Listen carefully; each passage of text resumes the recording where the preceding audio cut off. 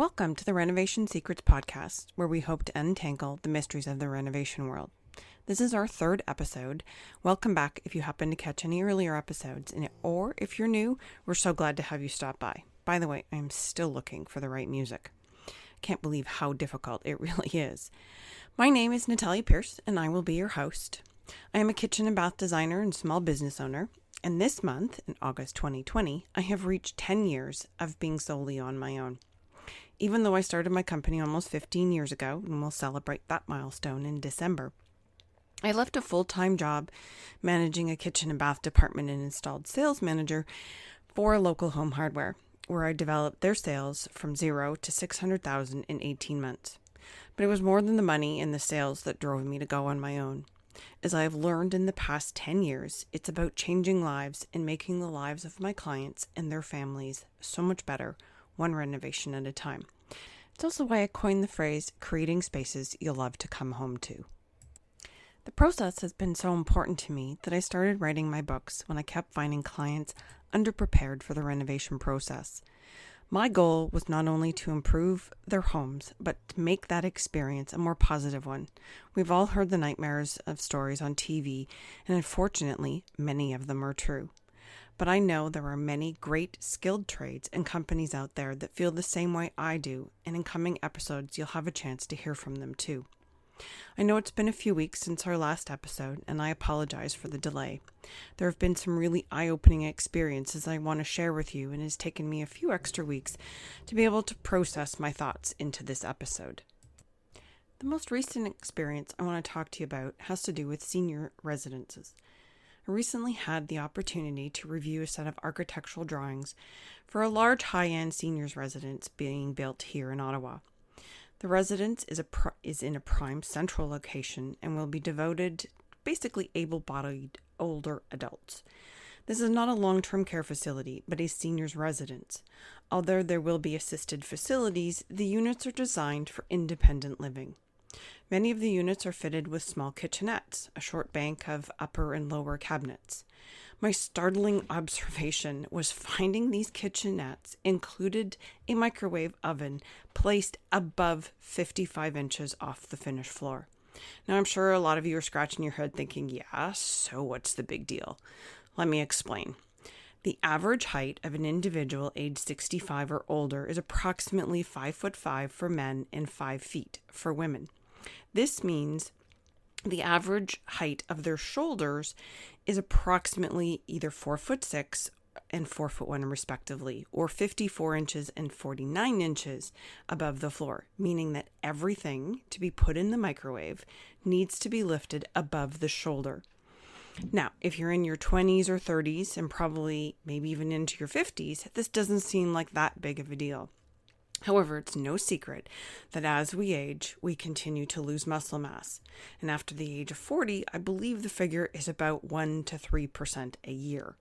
And here, in a home designed specifically for people over the age of 65, they will be required to lift plates, mugs, bowls above the shoulder. Upper body strength is often the weakest compared to other large muscle groups, and lifting above the shoulder can be challenging.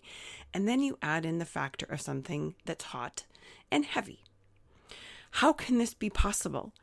With all of this information available and programs created to educate designers, builders, architects about aging-related concerns, I am absolutely shocked at how critical details like this can be overlooked. If you are a builder, an architect, a developer, designer, or just a curious individual, please call me. I would be more than happy to consult on a project, or at the very least, look into CLIP or CAP certification programs. This isn't just fluffy design advice. These are decisions that can make enormous impact on the health and well-being of our loved ones.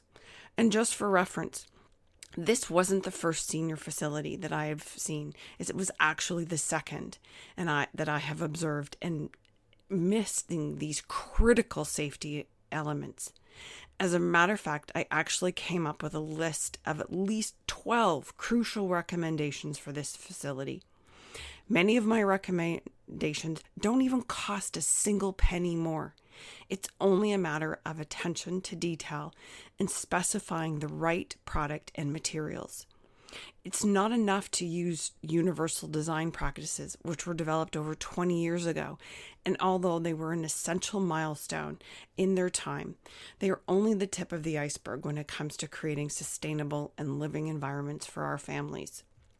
Okay, end of my rant.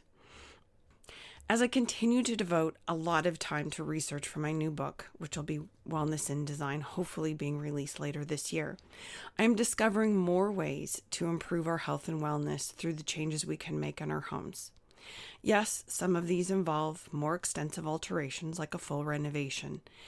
But if you're already planning for a renovation, a change of product or material, system, or appliance can be easily done when it's part of the initial planning process. Talk to your designer or contractor about what your goals are for your renovation. Is the purpose to upgrade an out-of-date space, overcoming storage issues or bad layouts, or including upgrades that will allow you to stay in your home for decades? Whether the motivation, consider what your current age is and stage of life, how long you plan to stay in the home, or do you have family or guests that would benefit from improving accessibility? There are many influences that prompt an upgrade in your home. And with senior living facilities and long-term care homes being somewhat riskier now in today with COVID, something that people are considering. They're either changing to add accessory dwellings or more of an in-law suite into their home. I read an article years ago that provided new home buyers a realistic approach to home maintenance. It stated that homeowners should budget 1 to 3% of a home's value for maintenance. This is probably a pretty fair assessment depending on the age of the home. Keep in mind that investing in your home is as important as contributing to your retirement plan. With your home being your single largest asset, keeping up the maintenance also helps increase your property value. More importantly, your home should work for you, not the other way around. Family needs and life stages often dictate the list of must-haves when purchasing a home, but occasionally life throws us a curveball and those needs change. To get the most out of a renovation and your hard-earned money, you might consider working with a certified living in place professional. To find a CLIP graduate in your area, you can use the search function on the Living in Place Institute website. Designing your home for many of life stages has great benefits for both today and tomorrow. When you work with a professional that holds certifications, you reap the benefits of all of their knowledge and training and experience that can be introduced to methods and products that improve functionality and wellness for you and your family. And chances are a professional that holds appellations is more committed to keeping current and up to date with advancements in the industry. Some certifications to look for include National Kitchen and Bath Association designations, Living in Place Institute certifications, Certified Aging in Place, Association of Interior Designers, the Well Building Standard, Fitwell, and so on. Some of the key organizations that have strong code of ethics for their members are National Association of Home Builders, or NAHB, National Association of Remodeling Industry, or NARI, National Kitchen and Bath Association, which is the NKBA, Renomark, and here in Ottawa, there's the Greater Ottawa Home Builders Association, and many other locations have their own chapter of home building associations. Look for these organizations in your area. If you want a more detailed guide to help you plan your renovation or decide if home improvements are right for you, send me an email and I would be happy to send you my book, Inside Renovations, absolutely free, no strings attached. Just include free in the subject line in my email address. You can send to natalia@detailbydesign.ca. You can always check out our website, detailbydesign.ca. Follow us on Instagram at detailbydesign15 or Facebook. You can look for us, Detail by Design Ottawa. We would love to hear from you if you have suggestions or topics for future episodes. And don't forget to click below to follow so you never miss a new episode. We have some exciting guests coming up. Thanks again for stopping by. And until next time, this is your host, Natalia Pierce. Happy renovations.